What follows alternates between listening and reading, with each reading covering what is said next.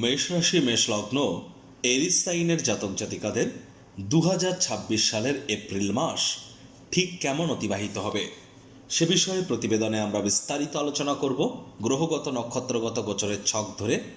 আর তার আগেই আপনাদের জানাবো রাজযোগ চ্যানেলের তরফ থেকে 15ই এপ্রিল থাকছে বাংলার শুভ নববর্ষ 1433 বঙ্গাব্দের শুরু। আপনাদের সকলকে শুভ নববর্ষের অগ্রিম হার্দিক বার্তা, শুভেচ্ছা বার্তা, অভিনন্দন রইল। আবার 19 তারিখ থাকছে কিন্তু অক্ষয় তৃতীয়া, আর গুড ফ্রাইডে গ্রেট ইস্টারও তো থাকছে। প্রতিবেদনটি অত্যন্ত গুরুত্বপূর্ণ, তার কারণ প্রথমত বৃহস্পতি কিন্তু বর্তমানে মার্গী হয়েছেন নিজের নক্ষত্রে। আবার সূর্য কিন্তু এ মাসেই আপনাদের রাশিতে গোচর করে মেষ সংক্রান্তি শুরু করবে, নিউ সাইকেলের শুরুয়াত করতে চলেছে। আপনাদের রাশিধিপতি মঙ্গল রাহুর সাথে কিন্তু অঙ্গারক যোগে ছিল। আপনাদের রাশিধিপতি অঙ্গারক যোগ থেকেও মুক্তি পেতে চলেছেন। একই সাথে 7.5 প্রথম চরণও আপনাদের কিন্তু চলছে, জড়ত্ব যোগ কিন্তু থাকছে। তাহলে স্কিপ না করে পুরোটাই শুনুন যদি ভিডিওটির প্রকৃত মর্মার্থ আপনারা উপলব্ধি করতে চান। পরিশেষে যেমন প্রতিকার নিয়ে আলোচনায় থাকি তেমনটি তো আছি। আলোচনাটি ইন জেনারেল হবে। আপনাদের মধ্যে যারা অশ্বিনী, ভরণী এবং কৃতিকা নক্ষত্রের জাতক জাতিকা তাদের জন্য আলাদা করে নক্ষত্রগত আলোচনায় আমরা থাকব। আলোচনাটি ইন জেনারেল, অর্থাৎ এই পৃথিবীতে যতজন মেষ রাশির জাতক জাতিকা আছেন তাদের প্রত্যেকের জন্য। আপনি চাইলে আপনার ব্যক্তিগত গণনা এনি টাইম আমাদের দ্বারাই করাতেই পারেন। এর জন্য স্ক্রিনে কিন্তু আমরা নাম্বার দিয়ে থাকি। শনিবার রবিবার অফিসে এসে ফেস টু ফেস সাক্ষাৎ করতেই পারেন, অথবা by phone any time consultancy আপনারা নিতেই পারেন। তো চলুন আলোচনায় প্রবেশ করা যাক। মেষ রাশি মেষ লগ্ন এরিস সাইনের জাতক জাতিকারা কালপুরুষের রাশিচক্র অনুযায়ী প্রথম রাশির আন্ডারে আপনারা পড়েন। আপনাদের রাশির মালিককে গ্রহদের সেনাপতি মঙ্গল। আর স্ক্রিনে আপনারা যে চারটি দেখতে পাচ্ছেন এটি মেষ রাশির জাতক জাতিকাদের 2026 সালের 1 এপ্রিল আপনাদের গ্রহগত গোচরের ছক ঠিক এমনটিই কিন্তু দেখাবে। আপনাদের ফার্স্ট হাউসে শুক্র কিন্তু গোচর করছে। আমি এখান থেকে 1-1.5 মিনিট যে আলোচনা করব অনেকের ক্ষেত্রে জটিল কঠিন বলে মনে হতে পারে। সহজ সরল ভাষায় আলোচনা পেতে হলে আপনার 1.5 মিনিট পর থেকে শুনুন, স্কিপ করে যান 1.5 মিনিট। শুক্র কিন্তু আপনাদের রাশিতেই থাকতে চলেছেন 19 তারিখ পর্যন্ত। তারপর শুক্র আপনাদের পরিবার, বাণী এবং অর্থের ভাবের অধিপতি, তিনি কিন্তু স্বগৃহে গোচর করে যাবেন। আবার গুরু বৃহস্পতি নিজের নক্ষত্র পুনর্বসুতে বর্তমানে মার্গী হয়েছেন, তবে অতিচারীও কিন্তু আছেন। আর ভাগ্যপতি ভাগ্যস্থানকে পূর্ণ দৃষ্টি দিয়ে দেখছে। কেতু তিনি কিন্তু নিজের নক্ষত্র মঘা নক্ষত্রে গোচর করে গিয়েছেন। চন্দ্র মাসটি শুরুয়াত করবে আপনাদের অগ্রিম শত্রুর ভাব থেকে। 2-2.5 দিন অন্তর অন্তর চন্দ্র রাশিও পরিবর্তন করবে। মঙ্গল বুধ রাহুর ত্রিগ্রহী যোগ থাকছে আপনাদের লাভ ভাবে। আপনাদের রাশিধিপতি মঙ্গল 2 তারিখে রাশি পরিবর্তন করে শনি এবং সূর্যের সাথে সংযুক্ত হবে। কোথায়? আপনাদের মোক্ষের ভাব, ব্যয়ের ভাবে। আর বুধ রাহুর জড়ত্ব যোগ তারপর এখানে থাকবে কত তারিখ পর্যন্ত? 11 তারিখ পর্যন্ত। 11 তারিখের পর কিন্তু বুধ আবার রাশি পরিবর্তন করে সূর্য, মঙ্গল এবং শনির সাথে সংযুক্ত হবে, আবার বুধাদিত্য যোগ তৈরি হবে। তাহলে আমরা এবার যদি সহজ সরল ভাষায় আলোচনায় প্রবেশ করতে চাই তাহলে প্রথমেই আপনাদেরকে যে বিষয় সম্পর্কে অবগত করাবো। দেখুন, আপনাদের রাশির মালিক মঙ্গল, তিনি তো অঙ্গারক যোগের আন্ডারে ছিলেন মানছিলাভভাবে, কিন্তু অঙ্গারক যোগের আন্ডারে তো ছিলেন। আর আপনাদের রাশিধিপতি মঙ্গল কিন্তু 6 তারিখের পর আবার উত্তর ভাদ্রপদ নক্ষত্রে গোচর করবে এবং শনির সাথেও সংযুক্ত থাকবে 2 তারিখের পর। তাহলে মেষ রাশির জাতক জাতিকাদের মার্চ মাসের তুলনায় মে মাসটা আপনাদের তুলনামূলক ভালো।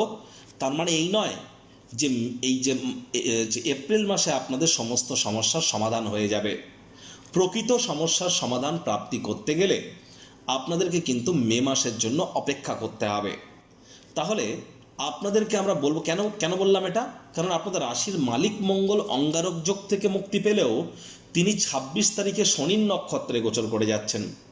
24 এপ্রিলের পর যখন তিনি বুধের নক্ষত্র রেবতী নক্ষত্রে গোচর করবেন তখন কিন্তু আপনাদের সময় সুযোগ একটু বেটার হওয়া শুরু করবে। আর মাথায় রাখবেন আপনাদের রাশিধিপতি রাশি থেকে একটা ঘর পিছিয়েও কিন্তু থাকতে চলেছেন শনির সাথে। তাহলে একটু প্রিকশন নিয়ে আপনাদেরকে চলতে হবে। খরচ কিন্তু বাড়তে পারে, অনেকের ক্ষেত্রে ঘুমের সমস্যা দেখা দিতে পারে।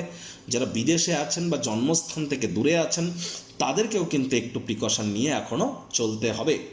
মেজাজ কিন্তু হারালে হবে না, হুটহাট করে কিন্তু রেগে যেতে পারেন। রাগ কিন্তু স্বল্প পাগলামির একটি রূপান্তর মাত্র।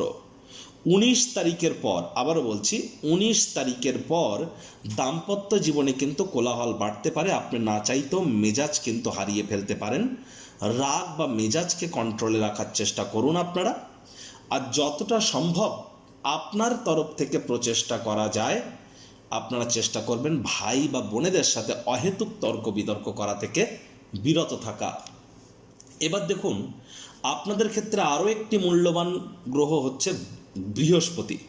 সাধারণত মেষ রাশির জাতক জাতিকাদের ক্ষেত্রে মঙ্গল, সূর্য এবং বৃহস্পতি এই তিনটি গ্রহ যদি ঠিক থাকে বাদবাকি কোনো গ্রহ নেগেটিভ পজিশনে থাকলেও ভালো ফল পাওয়া যায়।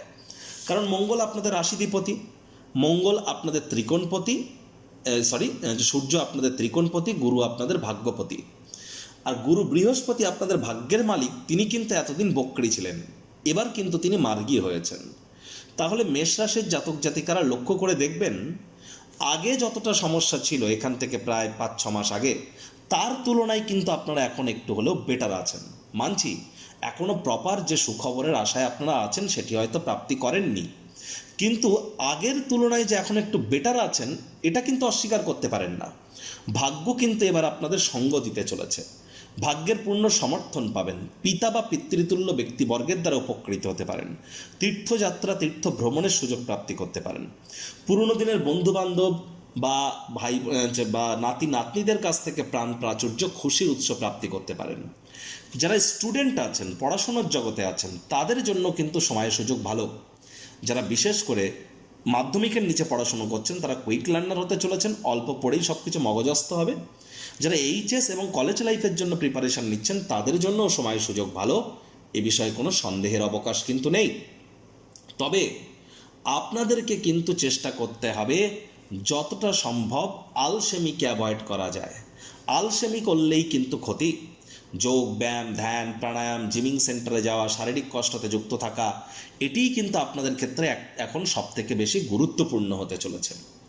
দেখুন, এই যে মাস, এই মাসটিতে কিন্তু আমরা দেখব যে আপনাদের রোগ ঋণ শত্রুভাবের অধিপতি বুধ 11 তারিখের পর রোগ ঋণ শত্রুভাবকে পূর্ণ দৃষ্টি দিয়ে দেখবেন। তাহলে 11 তারিখের পর যে সমস্ত মেষ রাশির জাতক জাতিকারা আছেন 11 এপ্রিলের পর আপনাদের কিন্তু নতুন চাকরি, নতুন কর্মসংস্থানের যোগ পুনরায় তৈরি হবে, কিন্তু সেটা 11 এপ্রিলের পর। 11 এপ্রিলের পর রোগ ঋণ শত্রু তিনটি ক্ষেত্রেই আপনারা লাভান্বিত হবেন। স্বামী স্ত্রী আপনাদেরও কিন্তু এ সময় শরীর স্বাস্থ্যের উন্নতির যোগও আমরা 11 তারিখের পর কিন্তু পরিলক্ষিত করতে চলেছি। 11 তারিখের পর যারা ট্রেডিং করেন বা যারা বিশেষ করে খুচরো ব্যবসা, রিটেল আউটলেট রান করেন, মুখনিসৃত বাণীর দ্বারা অর্থ উপার্জন করছেন, তাদের প্রত্যেকের জন্যই কিন্তু আমরা সময়ের সুযোগ বেটার পরিগণিত করব, এ বিষয়ে কোনো সন্দেহের অবকাশ কিন্তু নেই। আবার দেখুন, রাহু কিন্তু এবার একাকী থাকতে চলেছে 11 তারিখের পর। তাহলে 11 এপ্রিলের পর হঠাৎ করে আপনাদের ইনকামে একটা বুস্ট আসতে পারে, আয় ইনকাম বেড়ে যেতে পারে, কনফিডেন্স গ্রো করতে পারে, আপনাদের বয়সে বড় ব্যক্তিবর্গের দ্বারা উপকৃত হতে পারেন, আয় ইনকামের নতুন পথ খুলে যেতে পারে।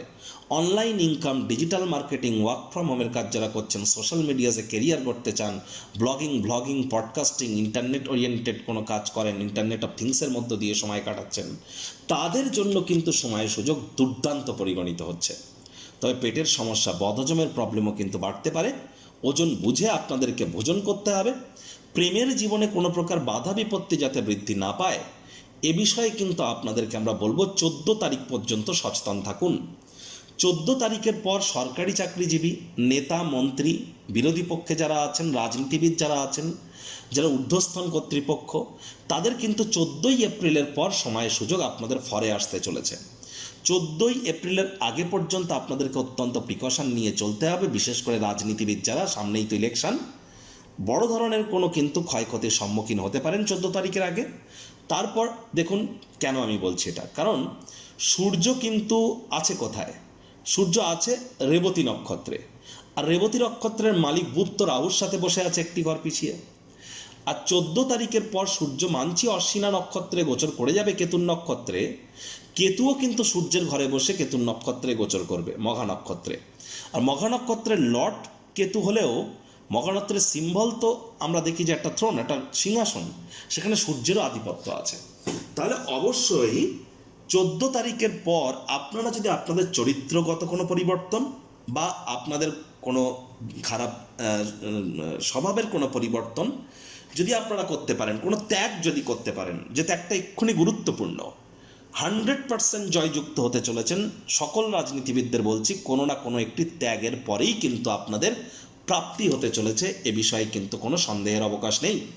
কারণ যখন ইলেকশন হবে, সরকার মানেই কিন্তু সূর্য, আর তখন কিন্তু সূর্য মানছি মেষ রাশিতে থাকবে, কিন্তু সূর্য কিন্তু কেতুর নক্ষত্রে গোচর করবে। তাহলে আধ্যাত্মিক জগতের সাহায্য আপনাদেরকে নিতে হবে, সমাজসেবার সাহায্য নিতে হবে, জনসংযোগ করতে হবে, এবং কোনো না কোনো একটি গুরুত্বপূর্ণ ত্যাগের পরই কিন্তু আপনাদের বড় ধরনের জয়যুক্ত হওয়ার যোগ আমরা পরিলক্ষিত করব। এবার দেখুন, 19 তারিখের আগে পর্যন্ত আপনাদের ক্ষেত্রে লাভ ম্যারেজের যোগ আমরা পরিলক্ষিত করছি। 19 তারিখের আগে পর্যন্ত প্রেমের জীবন, দাম্পত্য জীবনে তৃতীয় কোনো ব্যক্তিকে প্রবেশ করতে দেবেন না। স্বামী স্ত্রী রোম্যান্টিক মুড আপনাদের বাড়বে। দ্বিতীয় সন্তান সন্ততি প্রাপ্তির যারা প্ল্যানিং করছেন তাদের জন্য ভালো। বিজনেসম্যানদের জন্য কিন্তু সময় সুযোগ দুর্দান্ত পরিগণিত হচ্ছে। 19 তারিখের পর ব্যাংকের ব্যালেন্স বৃদ্ধি করার যোগ পাবেন। বিশেষ করে আমি বলবো যে দেখুন, 6 তারিখ থেকে 16 তারিখ এই সময়টি আপনাদের জন্য দুর্দান্ত। রোম্যান্টিক মুডে থাকবেন, ওয়েলথ অ্যাকুমুলেট করার জন্য, ওয়েলথ ক্রিয়েশনের জন্য খুবই ভালো। কারণ শুক্র নিজের নক্ষত্র ভরণী নক্ষত্রে কিন্তু থাকবে 6 তারিখ থেকে 16 তারিখ পর্যন্ত। 16 তারিখের পর মানি ম্যানেজমেন্টকে আপনাদেরকে কিন্তু একটু হলেও বৃদ্ধি করতে হবে। আর এখানে আপনারা প্রচেষ্টারত থাকুন। এই মাসটি আপনাদের জন্য এক কথায় দুর্দান্ত অতিবাহিত হতে চলেছে।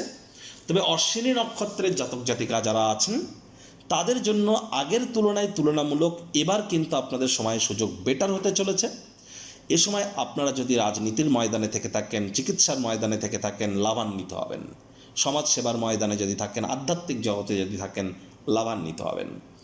ভরণী নক্ষত্রের জাতক জাতিকাদের রোম্যান্টিক মুড আপনারা ইনক্রিজ করবেন, আপনাদের রোম্যান্স আসবে লাইফে, আয় ইনকাম বাড়বে, অবিবাহিতদের বিবাহের যোগ থাকছে, বিজনেসম্যানেরাও লাভান্বিত হবেন, আইনি জটিলতা থেকেও মুক্তি পাবেন।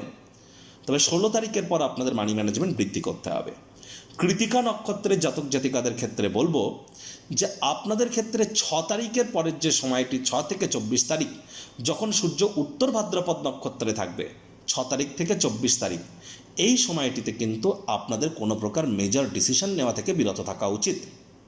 প্রতিকার স্বরূপ আলোচনা করতে গিয়ে আপনাদেরকে বলবো, দেখুন আপনার স্ক্রিনে কিন্তু দেখতে পাচ্ছেন, কি দেখতে পাচ্ছেন? শনি মহারাজের প্রণাম মন্ত্র, ওম নীলাঞ্জন চয় প্রক্ষং রবি সুতং মহাগ্রহম ছায়া গর্ভ সম্ভুতং তং নমামি শনিশ্চরম। এটি আপনারা প্রতিদিন চেষ্টা করুন 108 বার করে জপ করার। যদি না পারেন তাহলে চেষ্টা করুন অন্তত পক্ষে আপনারা 26 বার বা 40 বার জপ করার, বা 44 বার। এটিও কিন্তু আপনাদেরকে বহুলাংশে উপকৃত করবে। 7.5 তো চলছে, তাহলে অবশ্য আর সূর্যও কিন্তু শনির নক্ষত্রে গোচর করবে উত্তর ভাদ্রপদে, যার জন্য এখানে কিন্তু আপনাদেরকে স্পষ্ট আকারে বলবো যে আপনারা কিন্তু অবশ্যই চেষ্টা করুন যতটা সম্ভব প্রোটেকশন নিয়ে চলা যায়, অর্থাৎ দীক্ষা গ্রহণ করুন যারা দীক্ষা নেননি। লেবার সম্প্রদায়, সিনিয়র সিটিজেনদের সাথে সদ্ভাব বজায় রাখুন, বাসি খাদ্য খাবার খাবেন না, হাইজিন মেনটেন করুন, সময়ের কাজ সময়ে করবার চেষ্টা করুন, ধর্মপ্রাণ কর্মনিষ্ঠ মাতৃভক্ত হন। ওই তাবিজ কবচ মাদুলি পাথর পরে কিন্তু কিছু হবে না। শনি মহারাজ কিন্তু কর্মফলদাতা। সংসারে অশান্তি, প্রেমে বাধা বা বিবাহে অনিশ্চয়তা, ব্যবসাতে ক্ষতি বা চাকরিতে ডামাডোল, অসুস্থতা, দুঃখ, দারিদ্রতা থেকে কিছুতেই রেহাই মিলছে না, পরীক্ষায় ফেল, তাহলে আর দেরি কেন? জীবনের যাবতীয় সমস্যার সমাধান করব আমরা। বাস্তুশাস্ত্র, সংখ্যাতত্ত্ববিদ্যা, লাল কিতাব, বৈদিক জ্যোতিষশাস্ত্র, কৃষ্ণমূর্তি প্রভৃতি পদ্ধতিতে জন্মছক বিচার করা হয়। প্রয়োজন অনুভব করলে স্ক্রিনে ফ্ল্যাশ হওয়া নম্বরে যোগাযোগ করতেই পারেন।